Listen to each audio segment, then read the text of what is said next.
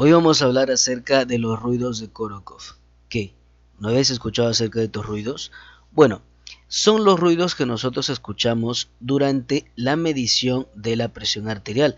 Y en estos momentos tú estarás diciendo, pero no, los ruidos no solamente eran sístole y diástole. Pues sí, pero sucede que recordarás que cuando tú mides la presión arterial, no solamente escuchas la sístole, que es la primera, y la última, que es la diástole, sino que escuchas en el intermedio varios sonidos. Y vamos a hablar acerca de todos estos. Número 1, debes saber que los ruidos de Korokov fueron descubiertos en 1905 por el médico ruso Nikolai Korokov.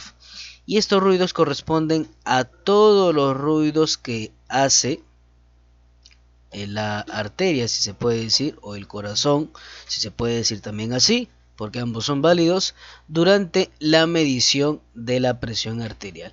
Y así nosotros tenemos 5 ruidos o 5 fases: fase 1, fase 2, fase 3, fase 4 y fase 5.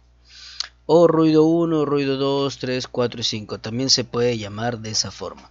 Ahora, el ruido o la fase 1 corresponde a la presión arterial sistólica. Esto se da cuando yo ya insuflé una cantidad en el manguito o en el esfigmomanómetro, en el tensiómetro, y empiezo a desinflar.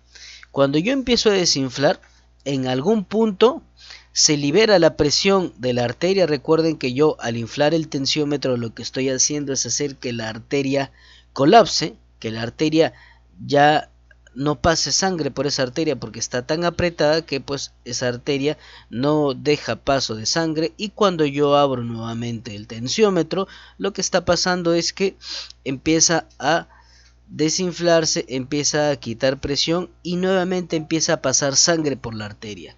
Ese primer sonido o esa primera fase es la presión arterial sistólica, donde va a aparecer un ruido tipo sordo, se puede decir, porque es como un ruido más o menos así.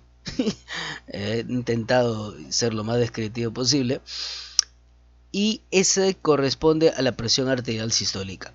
En la fase 2 el ruido va a perder intensidad y se va a escuchar como un soplo, como podemos notar aquí. Entonces empieza a sonar de esa forma. En la fase 3 se va a escuchar un ruido sordo más suave, más suavecito, como si el que estuviera soplando fuera un bebé, más o menos. En la fase 4 el ruido se va apagando.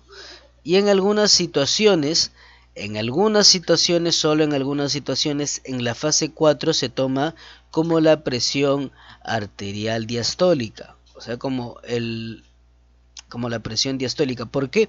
Porque la fase 5, donde ya el ruido desaparece por completo, esa es la presión arterial diastólica. Pero en muchas ocasiones esta desaparición, pues este último ruido como que no se da. Entonces se toma la fase 4 como si fuese el último ruido de Korokov. En situaciones especiales, como en el embarazo, en algunos niños, cuando alguien tiene insuficiencia valvular aórtica, se toma el valor de la presión arterial diastólica en la fase 4. ¿Por qué? Porque nunca en ellos va a haber fase 5. Entonces, en los que uno ya siente esta fase 5, cuando ya hay un último ruido y completamente desaparece, pues eso nosotros vamos a considerar la presión arterial diastólica. Entonces, recordar, ruidos de Korokov son 5. El primero y el quinto se van a considerar: el primero la presión sistólica, el último la diastólica.